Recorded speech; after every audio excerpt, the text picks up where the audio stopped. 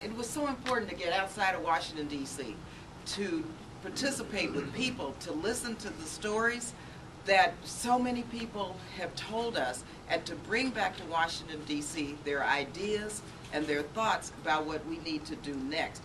And I also, during the town meetings, which to me were hearings, I participated in Milwaukee, New York. We had one in my district in Oakland, California. And I saw these almost as hearings where we were listening to testimony from people who can't get to Washington, D.C., who do not have a voice here in D.C. and in the committee hearings, to really give us what they think we need to do to make sure that their lives do not turn into the nightmares which they quickly are turning into, but have an opportunity for the American dream. And so this jobs agenda that the Progressive Caucus has put forth is so important. We have a framework by which we are going to help initiate legislation and support our colleagues' very, very good legislation that's already with us. And Jan will speak to her piece of legislation, which I think is a centerpiece of the kinds of initiatives that we want to have here in Congress and move to the super committee and move to Congress to deal with. First of all, the framework, make it in America, that once again our manufacturing base be restored and that the American people get to work and that products and services be made here in America. Rebuild America. Look at our infrastructure, the investment in our schools, the investment in our children and in the future to rebuild this country. Jobs for the next generation, as you heard from the young people that spoke at our tour, at our rallies, that there has to be jobs in alternative energy, in technology, modern, future-oriented jobs for the next generation. And lead in the green revolution, that this country again be a leader in forging the jobs, the technology, the research, and the development that is going to be part of this green revolution.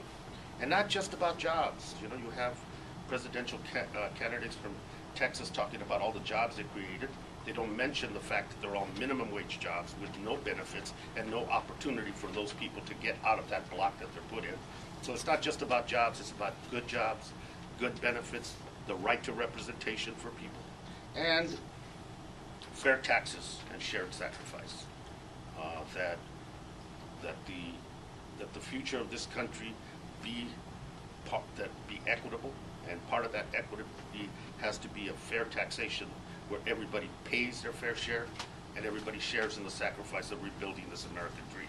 If you want to create jobs, then create jobs. More jobs for teachers and construction workers, our youth, long-term unemployed, and veterans. And these people become job creators. Never mind about the wealthiest people being the job creators. The real ones are ordinary citizens, ordinary Americans with money in their pockets that can go out and buy things. Demand is what is missing in the marketplace. Businesses don't need more confidence, they need more customers in order to justify any more hiring. I've introduced the Emergency Jobs to Restore the American Dream Act to create 2.2 million immediate jobs, a number estimated to reduce unemployment by 1.3%. Some of the ideas have been incorporated into the President's plan, and others would go further. We create a number of different corps, a school improvement corps.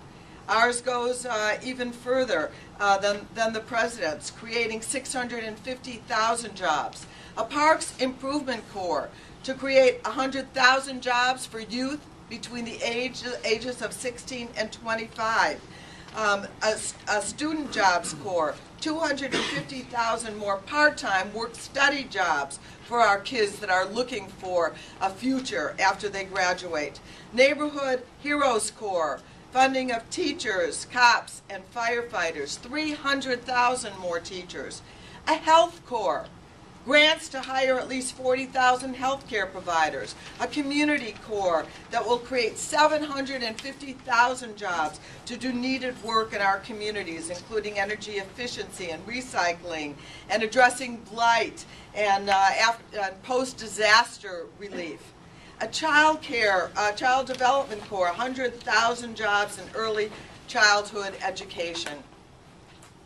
These are things that are, every dollar in this bill is attached to a job. This discussion that I want to raise is whether or not we're prepared to adopt a philosophy of full employment for everybody in the United States that wants to work. There's one bill that the two co-chairmen and Barbara Lee and I are introducing this afternoon, and it's called the Prioritized Emergency Job Creation Act, which just means that in the Budget Control Act, we exempt job legislation from the caps. Because if you don't do that, I don't know how we're going to pass a bill with that prohibition in it. We as a country will never have a middle class if we don't continue to invest in the middle class, both educationally and infrastructure. And if we do that, we create jobs. We got construction workers on one hand, and we got teachers on the other.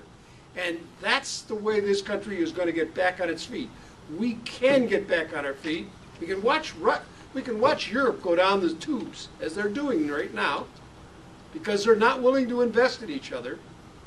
If we don't invest in each other in this country, we are headed down.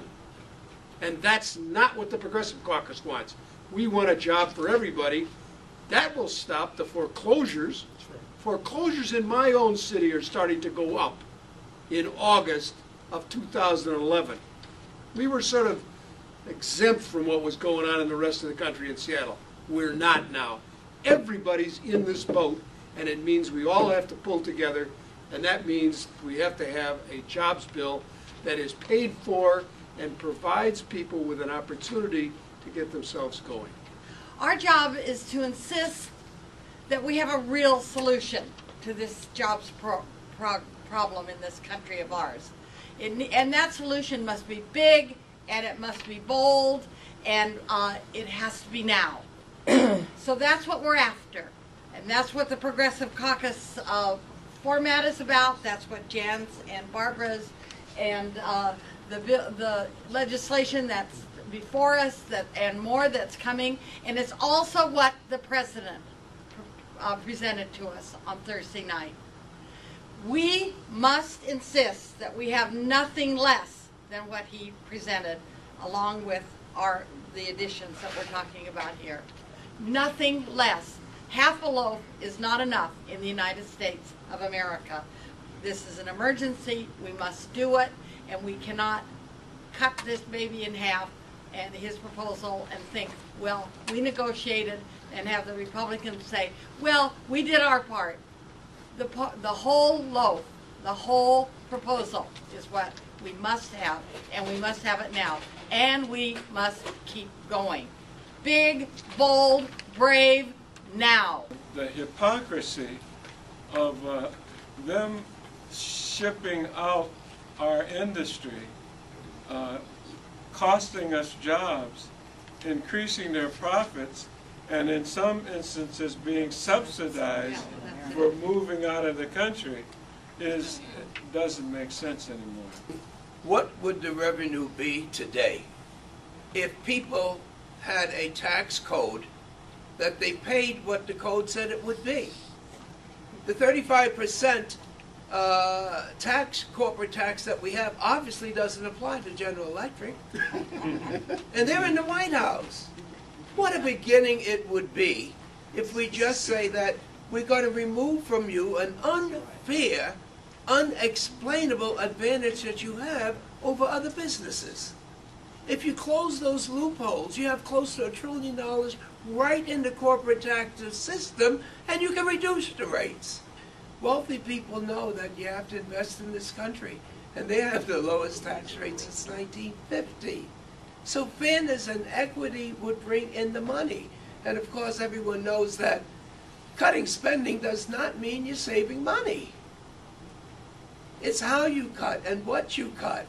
And so if we invest now in this, it means that people will be paying taxes, small business people will be hiring and paying taxes, and America can revitalize and raise money. I also have introduced a bill called Patriot Corporations of America that would actually give incentives to and reward corporations that hire in America, that do research in America, be funded by taking the money from the tax breaks we give to corporations who actually outsource the jobs. The people control the United States of America, I hope.